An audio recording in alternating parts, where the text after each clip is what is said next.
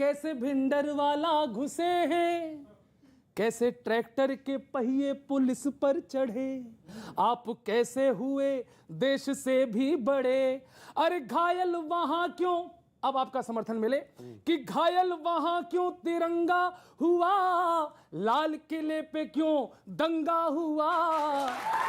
सवाल है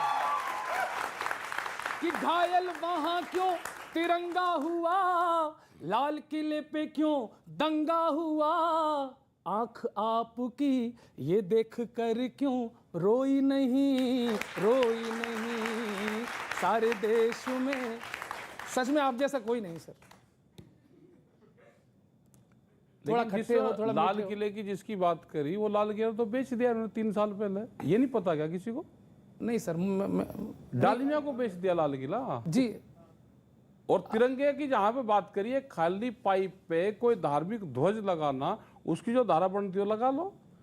लाल किले ने कोई कानून नहीं बनाया, कानून बनाया पार्लियामेंट में। अगर किसान को जाना था तो पार्लियामेंट में जाता।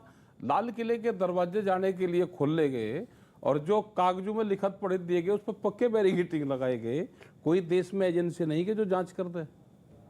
अगर कोई आना, आप कह रहे हैं किसानों ने नहीं किया, वो करवाया गया, वहां तक लेके गए उसको, जो हमको रास्ते दिए गए उस रास्ते पे पक्की बैरिकेडिंग और लाल किले के रास्ते खोल ले गए कि लाल किले पर चले जाए ये करें। और उनको पूरा रूप से प्री प्लान उनका था कि झंडे पर इस पे करेंगे। उसके ओरिजिनल फोटो कहाँ झंडा है, कहाँ पुराना वाला झंडा लगा हुआ है, नया झंडा एक खाली पाइप लगा हुआ है वहां पे, उस पर उन्होंने लगाया। किसी ने धार्मिक ध्वज लगा दिया, उसकी क्या वो है भाई, वो लगा दो आप उसमें। और ये जो हत्या हो गई उधर बैरिकेड पे, बैरिकेड ठीक पे हत्या हुई, किसी ने हत्या करी तो देश में कानून है, वो पकड़ेगा 6 घंटे में, उसको पकड़वा दिया। भाई किसी ने हत्या करी है, उसके लिए कानून है। जिन लोगों ने करा वो सब गिरफ्तार है। उन लोगों को वहां से हटा नहीं देना चाहिए। नहीं, इतनी भीड़ को कौन हटा देगा वहां से? भाई किसी ने करा, उसने जुल्म कबूल कर लिया, हमने कहा कि सजा कानून देगा, उसने कबूल कर लिया कि हमने करी है, वो जेल चले गए, कानून अपना काम करेगा। आप जिस प्रदेश से आते हैं, जिस क्षेत्र से आते हैं, वहाँ हास्य सहज स्वभाव में है। हाँ, वहाँ पे क्या होता है कि शब्दों को कई बार ऐसे बोलते हैं जैसे मतलब को मतबल बोलते हैं। हाँ, तो उसमें आनंद आता है। वो वहाँ की लोक बोली का आनंद है। तो एक शब्द मैंने पकड़ा, हाँ, वो है सर्फी टिकैत।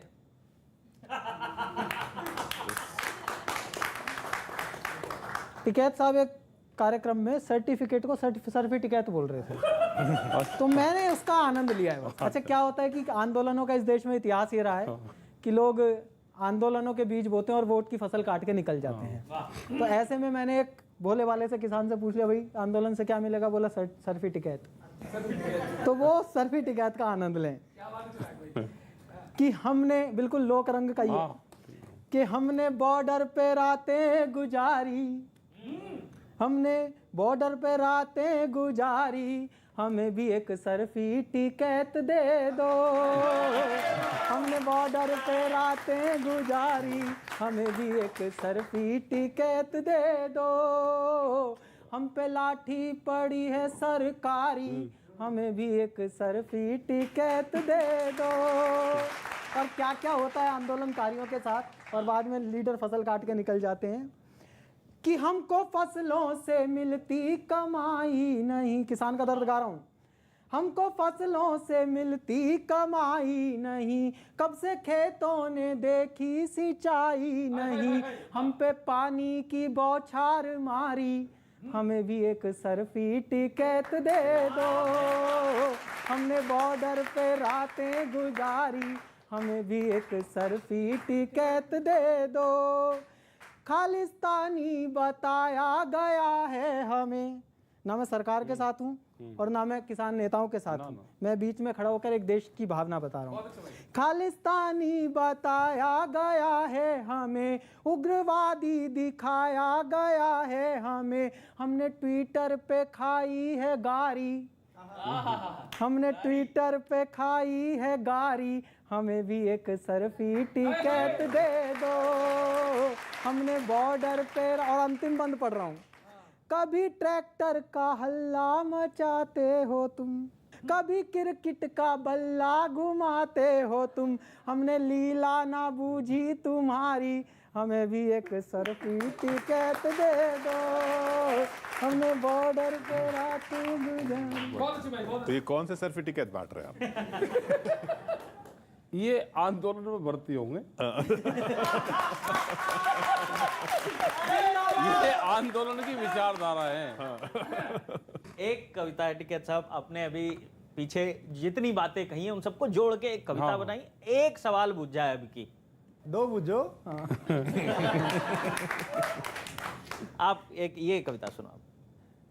आपकी यात्रा देखकर किसी का कहा याद आता है कि पहला प्यार और पुराना शौक आसानी से नहीं जाता है। कि पहला प्यार और पुराना शौक आसानी से नहीं जाता है। पहले कहा नहीं जाऊंगा, उसके बावजूद गए। आए कृषि कानून का मुद्दा लेकर और इनडायरेक्टली राजनीति में कूद गए। इनडायरेक्टली राजनीति में कूद गए। वोट से पहले चुनावी राज्यों में जाने लगे और यूपी में किस पार्टी को क्यों भेजा गया है सारे समीकरण बताने लगे। सारे समीकरण बताने लगे। अभी जो उपचुनाव का नतीजा आया उसमें एक पार्टी की हार को आपने अपनी दवाई का असर बताया। आपने अपनी दवाई का असर बताया, पर लगता है कुछ जगह बात बेमेल हो गई। बिहार, असम, मेघालय, एमपी में दवाई फेल हो गई।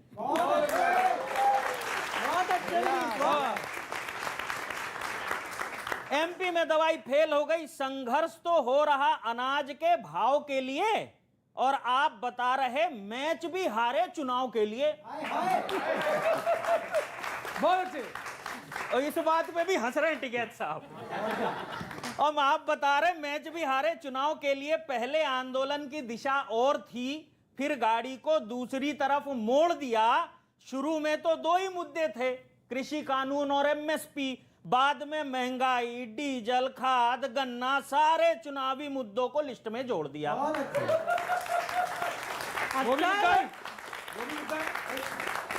सारे चुनावी मुद्दों को, मुझे पता है आप क्या कहने वाले हो, सारे चुनावी मुद्दों को लिस्ट में जोड़ दिया। तो आगे शिक्षा, स्वास्थ्य, गरीबी, बेरोजगारी, जनसंख्या, पर्यावरण, सड़क, बिजली, पानी पर भी 1 to 1 करेंगे क्या? वैसे तो ये सारे मुद्दे भी किसानों से जुड़े हैं, इन पर भी आंदोलन करेंगे क्या? देश के हरिसूप आंदोलन होगा। देश के हरिसूप आंदोलन होगा। तो फिर तो आप और जो ये पार्टी है जो ये चुनाव लड़ रही है, जिनको 6 सीट मिली है, 26 में से 6 मिली इनको, तो इनकी रॉयल्टी है या कहीं नहीं जाने की, इनको बात दस्तूर मिलती रहेगी। और बात रही लिस्ट की कि आए थे 3 चीज लेके, भाई जब दुकान पे कोई लग रहा है लाइन में और वो घर से तो उसको लिस्ट बना के दी, और जब उसको वहां दो दिन हो गए तो घर वालों को और याद आएगा। उन्होंने कहा भाई जा तो रहा ही है, क्यों तेल फूकेगा, ये भी लिख ले, ये भी लिख ले, ये भी लिख ले। भाई मिसाल तो कमाल की दी। नहीं तो सारी चीज भाई अब 6 महीने हो गए तो बहुत इशू हैं, तो वे भी जुड़ जाएंगे, लिस्ट तो बड़ी हो जाएगी। जब सरकार से मांगने जाएंगे तो भाई इनको भी जोड़ लो सारे इशू को।